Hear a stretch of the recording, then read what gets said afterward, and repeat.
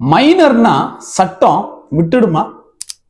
சிறார் நீதி மற்றும் பாதுகாப்பு சட்டம் குழந்தைகளை குற்றவாளிகளை போல தண்டிக்க கூடாது அப்படிங்கிறதுக்காக சீர்திருத்துறதுக்காக கொண்டு வரப்பட்டதுதான் இந்த சீர்திருத்த பள்ளியும் 3 வருட வரதான் சிறை எவ்வளவு பெரிய குற்றமே நீங்க செய்திருந்தாலும் அப்படிங்கிறது. கடந்த 2012ஆம் ஆண்டு டெல்லியில பேருந்துல ஒரு மாணவி கற்பழித்து பயங்கரமான முறையில கொல்லப்படுறாங்க. இதுல இருக்கக்கூடிய குற்றவாளிகள்ல ஒருவர் தான் 17 வயதான ஒரு சிறுவர். ஜுவலைன் ஜஸ்டிஸ் ஆக்ட் 2000 படி அந்த சிறுவர் சீர்திருத்த பள்ளியில அடைக்கப்படுறார். 3 வருடத்திற்கு அப்புறம் 2015ல அவர் விடுதலை ஆக்கப்படுறார். ஜெயில் இல்ல, தூக்கு தண்டனை இல்ல, பெரியோர்களைப் போல விசாரணையும் இல்ல. ஒரு குற்றம் இந்தியாவுடைய சட்டத்தையே மாற்றோம்னா அது நிர்பயா வழக்கு தான்.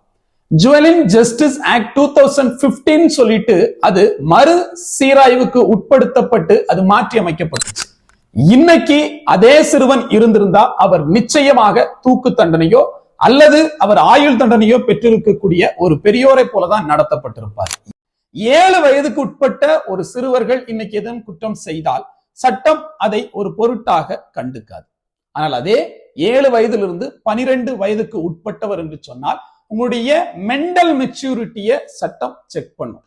உதாரணத்திற்கு ஒருவர் கொலை செய்திருக்காரு, கொலை செய்த அந்த கருவிகளை எங்கேயோ கொண்டு போய் ஒளிச்சு வைக்கிறார் அப்படின்னா அவருக்கு மென்டல் மெச்சூரிட்டி இருக்கு அப்படின்னு சொல்லிட்டு கோர்ட் முடிவு செய்து அவர்களுக்கு தண்டனைக்கான ஏற்பாடுகளை சட்டம் செய்யும்.